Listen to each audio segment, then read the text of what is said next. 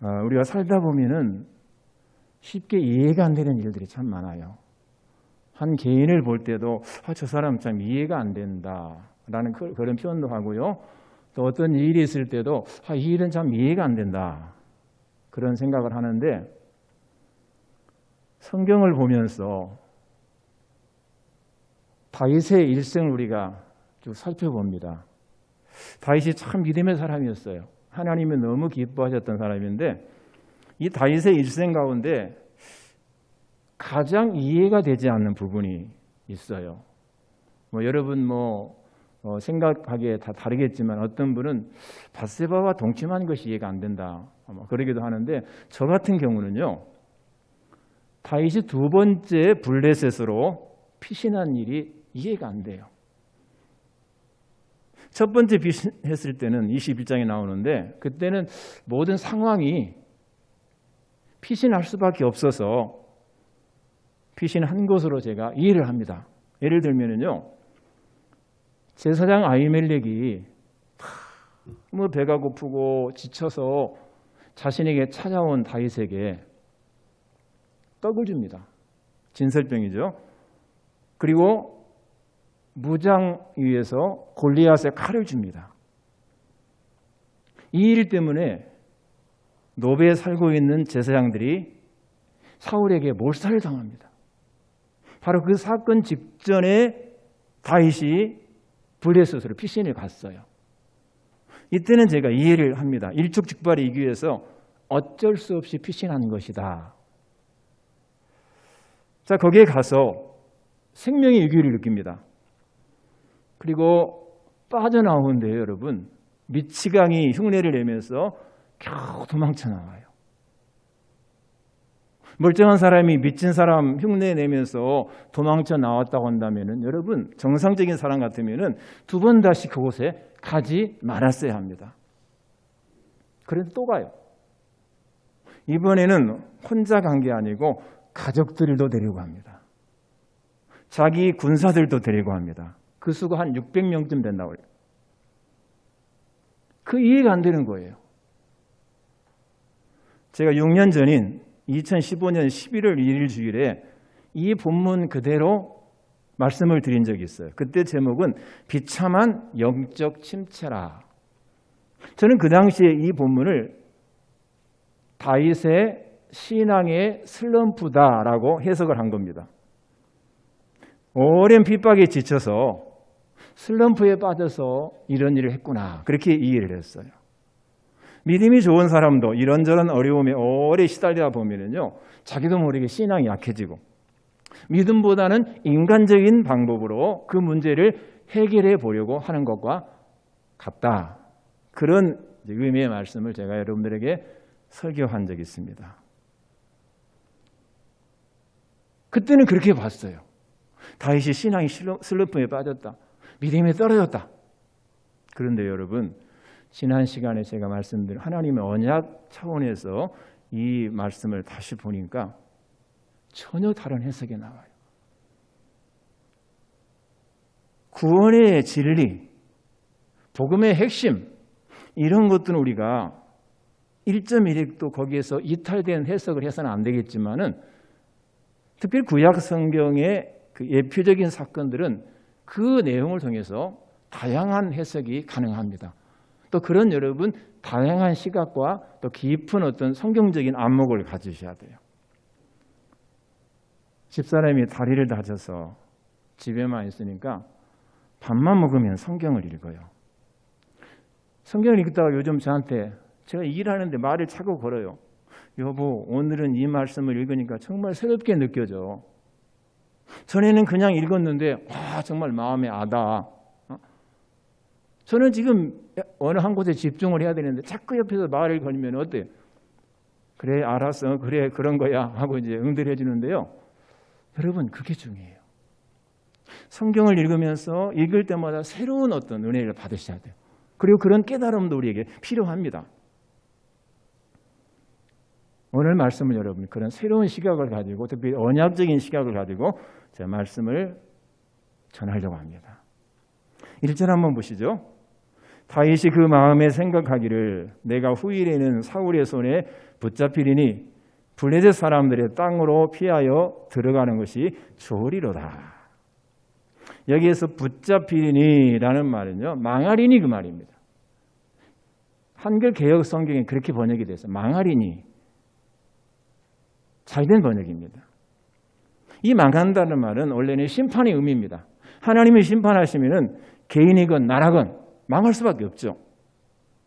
한마디로 다윗이 사울의 손에 붙잡히면 살아남지 못할 것이다 라는 위기의식을 느낀 겁니다.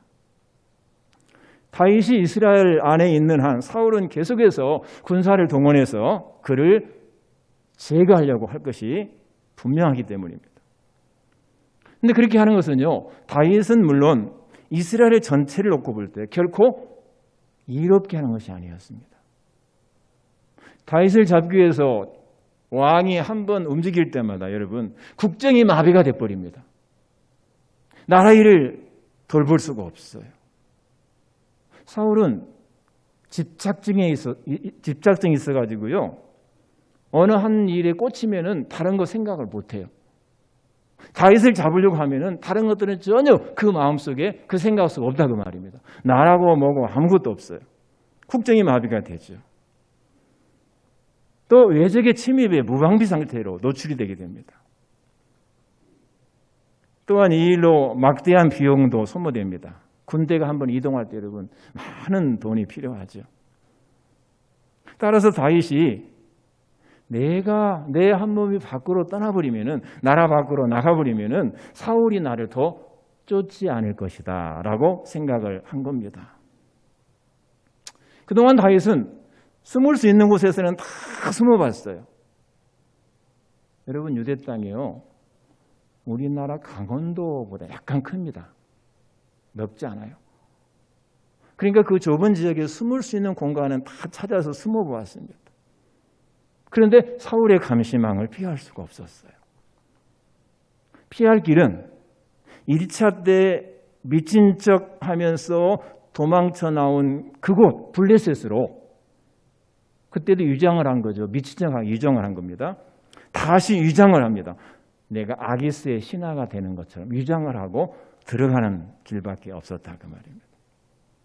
매우 위험한 결정이었으나 블레셋을 망명지로 선택한 것은 사울이 블레셋을 가장 두려워했기 때문입니다. 사울이 블레셋을 두려워했기 때문에 내가 그곳으로 피하면은 사울이 나를 거기까지는 쫓아오지 못할 것이다. 과거에는 모압이나 암몬으로 피했어요. 물론 그곳에 피했을 때 하나님의 선지자 갓을 통해서 너 거기 있지 말고 빨리 이스라엘 땅으로 들어가. 그렇게 이제 하나님이 저에게 말씀도 주셨죠. 그런데 만에 하나 모압이나 암몬 땅으로 피신하면요, 사울이 두려워하지 않아요. 아마 군대를 동원해서 그곳을 공격할 수도 있어요. 또 이 모압이나 암몬 땅은 이스라엘과 거리가 굉장히 멀어서 유사시에 다윗이 쉽게 돌아오기가 어렵습니다. 그런데 이 블레셋은 어떻습니까? 군사력이 매우 막강했어요. 사울이 쉽게 군대를 동원할 수가 없어요. 또 이스라엘 땅과 가까워요. 그래서 언제든지 다윗이 돌아올 수 있는 그런 지리적인 이점도 있었습니다. 이렇게 다윗은 여러 상황을 고려해서 블레셋을 피신처로 선택을 한 겁니다. 여러분, 오늘 제목이 목숨을 건 피신인데요, 이건 단순한 피신은 아니었어요. 왜 그렇습니까? 피신은 안전한 곳으로 가는 거예요. 과거 6.25 전쟁 때 많은 사람들이 나무로 피신했죠. 부산이 제일 안전하다고 생각해서 안전한 곳으로 피신했어요. 이게 피신입니다. 그런데 목숨을 걸었다는 것은 그곳이 피란처가 안전하지 않다는 뜻이에요. 그러면 이건 그냥 내 한 몸 편히 살려고 그게 피신한 건 아니겠다라는 그런 여러분 느낌이 오죠. 목숨을 걸었어요. 자기 몸 하나 피하는데 생명을 걸었어요. 제목만 보더라도 이 피신은 단순한 피신이 아니라 분명히 다른 이유가 있다라는 그런 반증이라고 여러분이 한번 생각을 해보십시오. 제가 그런 의미에서 이 제목을 목숨을 건 피신이라 그렇게 붙인 거예요. 당시 다윗에게는 600명의 군사가 있었습니다. 그런데 그 군사들의 가족들까지 다 블레셋으로 데리고 갔습니다. 자, 그렇게 자기 가족은 물론 군사들의 가족까지 다 데리고 이제 가면은 첫 번째와는 다르게 아기스 왕의 신임을 받을 수 있다. 그렇게 생각을 한 겁니다. 다윗의 생각이 적중했습니다. 아기스는 모든 식구를 다 거느리고 군사까지 거느리고 자기 품으로 들어온 이 다윗에게 호의를 베풉니다. 그래서 다윗은 오랜만에 1년 4개월 동안 좀 편안한, 비교적 편안한 세월을 보내게 됩니다. 여러분 혹시 치킨 게임이라는 말 들어보셨습니까? 치킨 게임. 통닭을 하나 시켰는데 식구가 많아서 서로 먹으려고 게임을 했다? 그런 뜻이 아니에요. 이 치킨 게임은요, 한쪽이 양보하지 아니하면은 양쪽 모두 파국으로 치닫는 게임이 치킨 게임입니다. 상대가 무너질 때까지 경쟁하는 게 치킨 게임이에요. 1950년대 미국의 젊은이들 사이에서 유행하던 자동차 게임입니다. 자, 이 도로 양 끝에서 차가 동시에 출발을 합니다. 전속력으로 마주보고 달려옵니다. 자, 어느 지점인가는 두 차가 충돌할 수밖에 없죠. 자, 이 충돌을 두려워해서 피하는, 핸들을 꺾어버리는 그 사람이 루저입니다. 패배자예요. 이게 치킨 게임입니다. 두 차가 마주보고 달리다가 부딪히기 직전에 어느 한 사람은 핸들을 꺾어야 될 거 아닙니까? 이 사람이 소위 치킨이 되는 거예요. 겁쟁이가 되는 거예요. 여러분, 그런데도요, 우리는 그렇게 해서는 안 돼요. 치킨 게임을 해서는 안 됩니다. 비가 오면 비를 피해야 돼요. 소나기가 막 오는데 어우 시원하다 하고, 물론 뭐 경우에 따라서 그럴 수도 있겠지만은요, 비를 다 맞고 다니는 사람 없어요. 비가 오면 어떻게 해야 돼요? 비를 잠시 피해야 돼요. 바람이 불 때도 잠시 바람을 피해야 됩니다. 비에 맞서고 바람에 맞서는 것은 무모한 행동이에요. 사울과의 소모적인 갈등을 줄이고 잠시나마 자신의 안위도 챙기고 더불어서 결과적입니다. 결과적으로 하나님의 언약을 위해서 다윗이 잠시 블레셋으로 피신하기로 한 것은 저는 그렇게 생각합니다. 잘한 결정이다. 잘한 결정이다. 여러분 일상생활에서도요, 서로 무모하게 부딪히면 안 돼요. 교회 안에서도 서로 무모하게 부딪히면 안 돼요. 한 사람은 양보를 해야 돼요. 그 양보자가 바로 여러분 자신이 돼야 된다는 말입니다. 상대방이 양보하기를 원해서는 안 돼요. 가족의 경우도 부부간에도 마찬가지예요. 부부간에 여러분 부부싸움 할 때 어느 한 사람이 양보하면 그 싸움이 안 되는 거예요. 서로 끝까지 맞서니까 싸우게 되죠. 뭐 부부간에 뭐 치킨 게임 할 이유가 있어요? 양보하면 돼요. 한 사람이 그냥 포기하면 되는 거예요. 교회 안에서도 교회가 평안하려면요, 내가 그만두면 돼. 그죠? 내가 포기하고, 내가 내려놓고, 내가 양보하고. 여러분 지금까지 그렇게 살아오셨죠? 그렇게 안 사셨어요?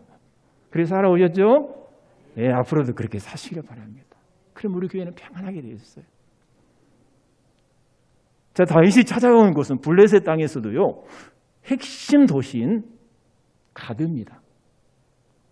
이 가드는 여러분 골리앗의 고향입니다. 또 1차 때도 다윗이 사울을 피해 도망한 곳이었습니다. 다윗이 가드를 선택한 것은 나름대로 이유가 있었습니다. 여러분 과거 골리앗과의 싸움에서 다윗은 하나님의 함께하심을 체험했습니다. 만군의 여호와 이름으로 골리앗을 향해 나아가던 그때처럼 이번에도 만군의 여호와 이름으로 다윗은 분명히 블레셋 땅으로 건너갔을 것입니다. 왜? 하나님이 함께 하실 줄로 믿었기 때문입니다. 그리고 또 한 가지는요, 과거에 골리앗이 내게 무릎을 꿇었던 것처럼 장차 블레셋이 자신과 이스라엘 앞에서 무릎을 꿇게 될 것을 영적인 눈을 뜨고 바라봤다고 말입니다. 영의 눈을 뜨고 바라봤어요. 장차 블레셋이 나와 우리 이스라엘에게 무릎을 꿇을 것이다. 영의 눈으로 바라보는 거, 이게 여러분 뭐죠? 소위 비전이라는 겁니다. 비전. 비전은 보다는 뜻이에요. 보다. 내 육신의 눈으로 보는 게 아니라 영의 눈을 가지고 하나님이 예비해 놓으신 그 은혜로운 광경을 바라보는 거. 아기스는 다시 찾아온 다윗을 예전과는 달리 환대합니다. 1차 때 아기스는 다윗이 침을 흘리며 미친 척하는 모습을 보고 그를 무시했어요. 야, 우리 블레셋에 미친놈이 없어서 저런 미친 사람 하나 또 데려왔느냐? 이런 식으로 그냥 그 다윗을 조롱했어요. 그런데 여러분, 이번에는요, 다윗이 군사를 거느리고 옵니다. 600명의 군사를 거느리고 옵니다. 전부 식구까지 합하면 한 2,000명 정도 된다고 계산을 해요. 그러자 기꺼이 다윗을 받아들입니다. 아기스에게는요, 계략이 있어요. 여러분, 정치인이나 이 일종의 어떤 리더들은요, 어떤 일을 할 때도 다 계산이 있어요. 머리를 써요.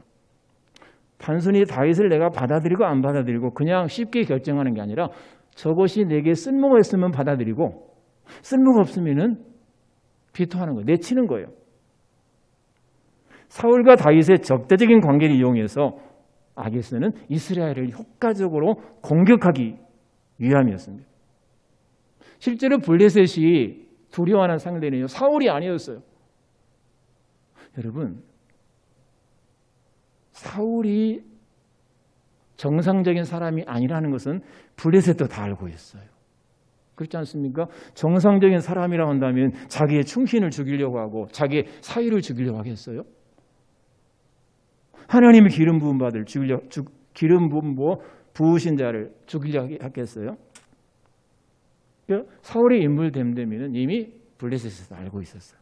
사울은 문제가 되지 않아요. 두려움의 대상은 다윗이에요. 그런데 그 두려움의 대상이 다윗이 제 발로 찾아왔으니까 받아들이지 않을 수가 없죠. 이유가 없죠. 더욱이 골리앗을 죽인 용맹스러운 사람이 이제는 자기에게 투항을 했어요. 아기스 생각에는요. 그러니까 매우 만족하게 되겠습니다. 이스라엘을 공격하는데 큰 걸림돌이 되는 다윗을 자기 수하에 꽁꽁 묶어둠으로써 마음 놓고 이제 이스라엘을 공개할 수 있다라고 생각을 했기 때문입니다. 호박이 그냥 넝굴째에 굴러들은 것과 같았습니다. 여러분, 다윗은 다윗대로 계획이 있어요. 과거 골리앗이 무릎을 꿇을 때처럼 블레셋이 자신과 우리 이스라엘의 무릎을 꿇을 것이다라는 비전을 가지고 지금 그 땅에 들어갔습니다. 그런데 아기스는 아기스대로 또 꿈이 있어요. 다윗을 이용해서 이스라엘을 공격하려는 그런 야심을 갖고 있었다 그 말입니다. 이런 현상을 가리켜서 우리가 동상이몽이라 그래요. 동상이몽이 무슨 뜻이죠? 동상이몽? 같은 침대에서 잠을 자는데 꿈은 다르게 꾼다 그 말이에요. 아기스와 다윗은 지금 동상이몽의 상황입니다. 여러분, 이럴 경우에 동상이몽일 경우에 하나님께서 누구의 계획을 이루어 주시겠어요? 누구의 계획을 이루어 주시겠어요? 여기는 다윗과 아기스가 서로 분명하게 이제 구분이 되기 때문에 우리는 당연히 하나님은 다윗의 꿈을 이루어 주시죠 라고 대답하기 쉬운데 거의 똑같은 상황이었어. 부부간에 동상이몽을 하고 있다. 부자간에 동상이몽을 하고 있다. 목사와 교인이 동상이몽을 하고 있다. 이럴 때 하나님이 누구의 꿈을 이루어 주시겠냐 그 말이에요. 네? 누구의 꿈을 이루어 주시겠어요? 예, 하나님의 뜻에 합당한 사람의 계획이 이루어진다는 사실을 믿으시기 바랍니다. 하나님의 뜻에 합당한 계획을 세우셔야 돼요. 다윗은 아기스의 한심을 산 후에 그의 배려로 거주지를 시글락으로 옮깁니다. 시글락은요, 가나안 정복 당시 유다 지파의 성읍이었어요. 그런데 유다 지파에서 다른 이유로 시므온 지파에게 주었는데 시므온 지파가 관리를 못하고 블레셋에게 빼앗겼어요. 따라서 그 시글락 성에 가서 다윗이 거주한다는 사실은요, 빼앗긴 유다의 성읍을 다시 찾았다는 의미가 있습니다. 굉장히 중요합니다, 여러분. 굉장히 중요해요. 단순히 다윗이 아기스의 배려로 시글락에 가서 1년 4개월을 살았다. 그렇게 가볍게 생각할 문제가 아니에요. 하나님이 주신 유다 지파의 기업을 다윗이 회복한 거예요. 그래서 그곳에서 활동의 본거지를 삼아 그동안 이스라엘을 괴롭혀왔던 그슬 족속, 기르스 족속, 아말렉 족속을 치려고 계획을 했고 또 그대로 시행을 합니다. 8절을 보시면 그런 내용이 나오죠. 여러분 여기서 중요한 건 10절입니다. 10절 한번 보세요. 아기스가 이르되 너희가 오늘은 누구를 침노하였느냐 하니 다윗이 이르되 유다 네겝과 여라무엘 사람의 네겝과 겐 사람의 네겝이니이다. 이 대화를 여러분 좀 주목해 보세요. 다윗이 구슬과 그다음에 기르스 사람과 아말렉 사람을 쳐서 거기에서 많은 전리품을 얻었어요. 그리고 그걸 아기스에게 일부 갖다 줍니다. 그래서 아기스가 물어봐요. 오늘 어디가 싸웠어? 어디 가서 이렇게 많은 전리품을 얻은 거야? 다윗이 대답하기를 유다 남방, 여라무엘 사람 남방, 네겝은 남방이라는 뜻이에요. 겐 사람의 남방을 쳤습니다. 여기 나오는 이 여라무엘 사람의 네겝, 겐 사람의 네겝은요, 유다와 우호적으로 지내던 족속들이에요. 그러니까 우리 민족은 물론 우리 민족과 가까운 족속을 제가 쳐서 이기고 전리품을 가져온 겁니다. 그렇게 대답을 한 거예요. 이건 사실과 다르죠. 실제로는 그스르와 기르스와 아말렉을 쳤는데 대답은 정반대로 하는 거예요. 이걸 가리켜서 우리가 세 글자로 뭐라고 표현합니까? 뭐라고 표현해요? 사실과 다른 말 뭐예요?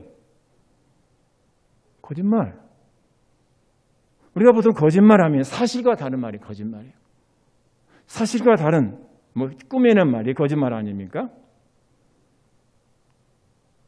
자, 다윗이 이렇게 거짓말한 이유는요, 자기 민족을 공격할 정도로 내가 당신 편에 서 있습니다 라는 사실을 강조함으로써 아기스의 신임을 얻기 위함이었습니다. 다윗의 대답은 분명히 거짓말입니다. 하나님의 사람이 거짓말을 한 것은 매우 심각한 일입니다. 요즘 정치인들이 거짓말하면 아웃돼요. 다른 건 다 덮어주는데 거짓말하면 아웃돼요. 하나님의 교회에서 하나님의 사람이 거짓말해서는 안 돼요. 그런데 여러분, 우리가 생각하는 거짓말과 하나님이 생각하시는 거짓말에는 약간의 차이가 있어요. 자, 우리는 사실과 다른 말을 거짓말이라 그렇게 이제 얘기한다고 말씀을 드렸어요. 그러니까 유다를 괴롭히는 이방 민족을 치고서도 유다를 쳤습니다라는 다윗의 대답은 사실과 다른 말이기 때문에 우리식으로 말하면 뭐죠? 거짓말이에요. 근데 하나님은 그런 것도 거짓으로 보지만은요, 그보다는 하나님의 뜻에 어긋난 행동이나 말을 거짓으로 본다 그 말입니다. 하나님의 뜻이나 또 하나님의 계획에 어긋난 행동이나 말을 거짓으로 보신다. 그 한 예가 기생 라합 이야기죠. 라합이 정탐꾼을 숨긴 뒤에 한 말입니다. 이건 분명히 사실과 다른 말을 했어요. 그러면은 하나님께서 사실과 다른 말을 거짓말로 여기시고 그 거짓말하는 자를 하나님이 징계하신다고 한다면요, 기생 라합은 여리고성이 무너질 때 구원을 받을 수 없어요.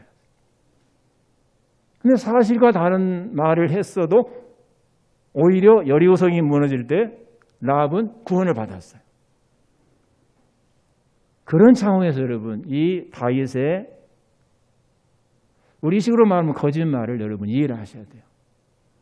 무조건 사실과 다른 말인데 왜 다윗이 거짓말했을까? 이거 보니까 저 믿음 떨어졌어.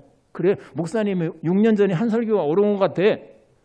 신앙이 슬럼프에 빠지면 거짓말도 하지 뭐. 그렇게 여러분 간단하게 보시지 말라고 말이에요.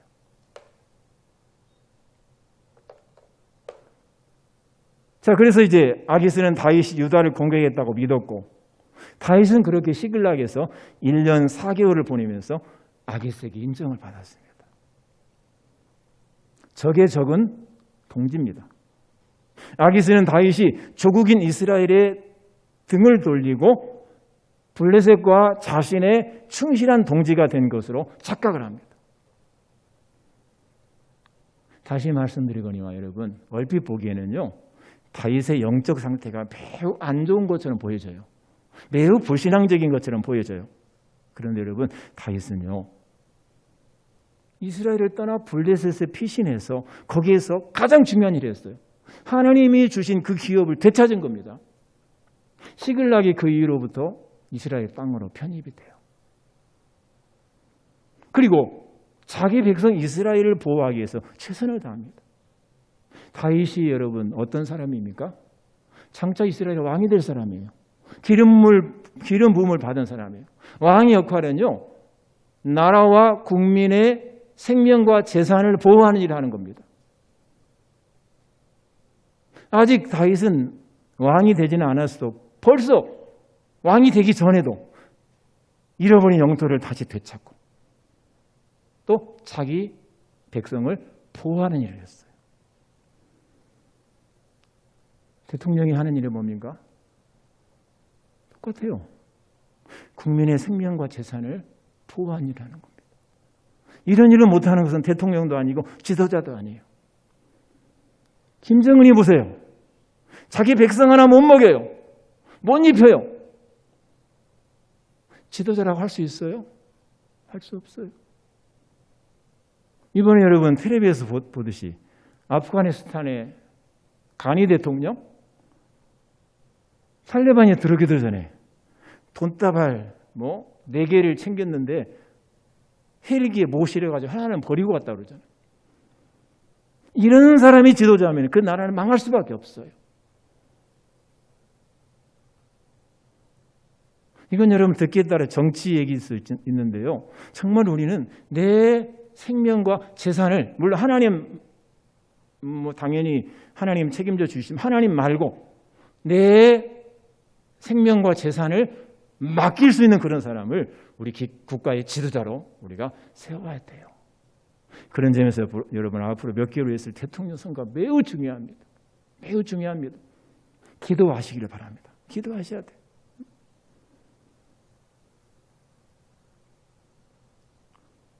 다윗은 하나님께서 주신 기업을 되찾고요. 이스라엘 백성에게 위협적인 존재인 그 세 부족들을 제거하기 위해서 최선을 다한 겁니다. 다윗이 비록 블레셋으로 망명한 상태였지만 하나님의 뜻을 이루기 위해서 그곳에서도 열심히 주의 일을 감당했다는 그런 일을 우리에게 보여줍니다. 여러분, 이것을 우리 언약적인 시각으로 한번 보십시다. 다윗은 이스라엘이 궁극적으로 회복해야 될 그 기업에 대해서 깊은 관심을 가졌습니다. 반면에 사울은 이스라엘의 왕이면서도 하나님이 주신 기업을 지키거나 확보하는 일에는 전혀 관심을 두지 않았어요. 사울의 관심사는 오로지 자기 권력 유지밖에 없었습니다. 자기 권력 유지에 방해가 된다고 하면은요, 그게 사위건 충신이건 가리지 않고 가차없이 제거하는 일에 몰두했습니다. 이런 사람이 하나님의 선민인 이스라엘의 왕이니 얼마나 한심합니까? 여러분, 우리도 신앙의 본질적인 목적에 충실하는 삶을 사셔야 돼요. 아멘. 신앙의 본질적인 목적이 무엇인가를 깨달아야 돼요. 내가 왜 예수를 믿는가? 내가 왜 코로나 위험을 무릅쓰고 하나님 앞에 나와서 예배를 드려야 되는가?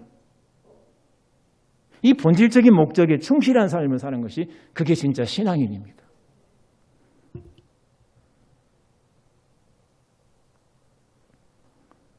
다윗은요, 사울 대신에 하나님의 뜻에는 전혀 관심이 없는 사울 대신에 하나님의 언약에 따른 그런 문제들을 하나씩 지금 풀어나가고 있었던 것입니다. 다윗의 기업 회복에 관한 비전은 왕이 된 후에 블레셋을 이제 공격하죠. 점령하죠. 그리고 주변 국가들을 점령하면서 다 이루어집니다. 여러분, 사울은요, 자기가 두려워하던 블레셋의 손에 의해서 죽습니다. 다윗이 블레셋을 정복합니다. 우리가 어떤 비전을 가느냐, 그 비전이 하나님의 뜻에 맞으면 하나님께서 반드시 이루어 주심을 믿으시길 바랍니다. 요즘은 교회가를 잘 안 부르는데 교회가 가사에 크고 작은 비전들이 뭐가 되고 현실이 되고 현실이 됐어요. 제가 20년 전에 이곳에 오면서 가졌던 비전이 다 현실이 됐어요. 할렐루야. 돌아오며 찾아오는 부안동북이에요. 보니까 돌아온 분들이 많고 찾아온 분들이 많아요. 얼마나 감사한지. 얼마나 감사한지. 여러분, 하나님의 뜻에 맞는 꿈을 꾸시길 바랍니다. 그 꿈은, 그 비전은 반드시 때가 되면 현실로 이루어질 줄로 믿습니다.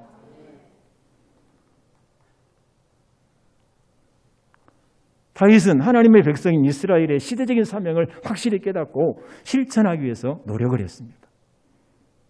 오늘 저와 여러분에게 주어진 이 시대적인 사명, 우리 교회에 주신 시대적인 사명이 여러분 무엇인가를 깨닫기 바랍니다. 그게 뭘까요? 자, 여러분, 저를 한번 보세요. 오늘 이 시점에서 하나님이 우리 교회와 우리에게 주신 시대적인 사명이 뭘까요? 뭐예요? 굉장히 중요한 문제입니다, 여러분. 그런 생각도 없이 그냥 교회만 댕기는 거예요? 하나님이 우리 교회를 통해서 뭘 이루시고자 하는가? 나를 위해서 뭘 이루고자 하시는가? 이걸 우리가 깨닫는 게 중요합니다. 물론 많죠. 전도도 해야 되고요. 저는 그 중에서도 성령이 하나 되게 하신 교회를 힘써 지켜가는 일이다. 할렐루야. 우리 교회는 여러분 특수성 있는 교회예요. 제가 20년을 쭉 돌아보면서요, 우리 하나님께서 우리 교회를 얼마나 소중히 여기셨는가를 피부로 실감했어요. 45년 전에 갈라진 교회가 하나 되기 위해서 우리가 그렇게 애를 썼는데 하나님이 이루어주셨어요. 그리고 그 이후에 16년 동안 하나님께서 순간순간마다 은혜로 채워주셨어요. 그 어느 것 하나 하나님의 은혜가 아닌 게 없었어요. 우리 교회가 나아가는 앞길에 걸림돌이 있으면 하나님께서 미리 치워주셨어요. 부조한 종이 계획하고 기도했던 거 하나님이 다 이루어주셨어요. 누구를 통해서든지 다 이루어주셨어요. 여러분 믿으시나요? 예, 그렇게 살아왔어요. 그렇게 살아왔어요. 다시 한번 말씀드립니다. 오늘 이 시대에 저와 우리 교회 그리고 여러분들에게 주어진 시대적인 사명은요. 뭐라고요? 성령이 하나 되게 하신 교회를 힘써 지키는 일이다. 라는 사실을 잊지 마시기를 바랍니다. 가나안 정복도 마찬가지예요. 여러분, 단순히 나라의 땅을 확보하는 것 이상의 의미를 갖습니다. 하나님께서 창세기 22장에서 아브라함에게 주신 언약을 이루기 위해서 가나안 땅을 정복하게 하셨어요. 지난주에도 말씀드렸지만 출애굽 사건도, 또 그 후에 맺은 시내산 언약도, 또 계속해서 하나님께서 갱신해 나가시는 모든 언약들이 다 아브라함에게 주신 그 언약을 성취하긴 하나의 과정이었다는 사실입니다. 사사시대가 실패했습니다. 우리가 평가하기는 실패했어요. 그리고 왕정이 열렸죠. 왜 실패했을까요? 당시 사사나 이스라엘 백성이 아브라함 언약의 성취에 대해서 무관심했기 때문입니다. 하나님 그 언약을 이루시기를 원했는데 그들은 무관심했어요. 단순히 나 혼자 잘 먹고 잘 살고 편안하게 사는 거, 여기에만 관심을 가졌어요. 여러분, 우리가 예수 믿고 구원받은 것은요, 이 땅에 살면서 하나님 은혜로 만사형통한 삶을 살다가 요단강 건너 천국 가는 게 우리의 목적이 아니에요. 이 땅에 살면서 하나님의 귀한 뜻을 아름답게 이루어드리는, 우리에게 주어진 시대적인 사명을 우리가 수행하는 것, 이게 우리 신앙생활의 본질임을 여러분이 다시 한번 깊이 깨닫기를 바랍니다.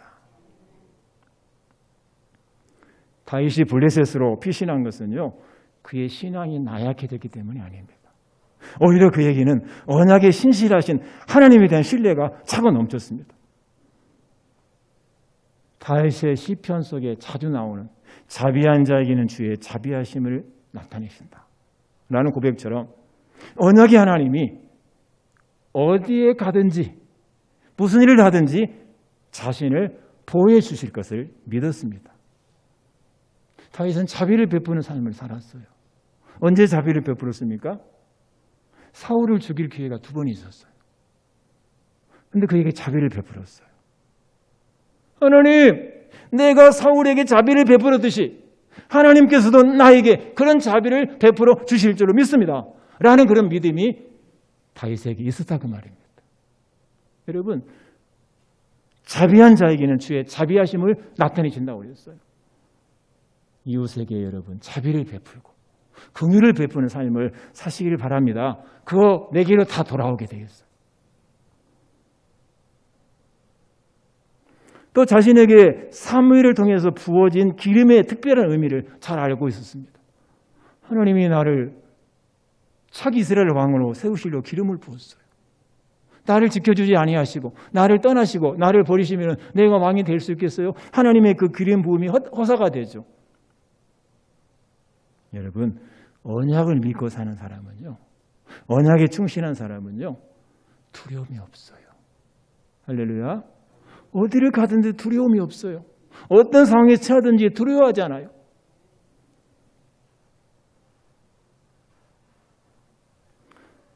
이런 언약에 대한 확신이 자신을 극단적인 어려움 속에서도 하나님만 의지하고 목숨을 건 피신을 가능하게 만들었다 그 말입니다.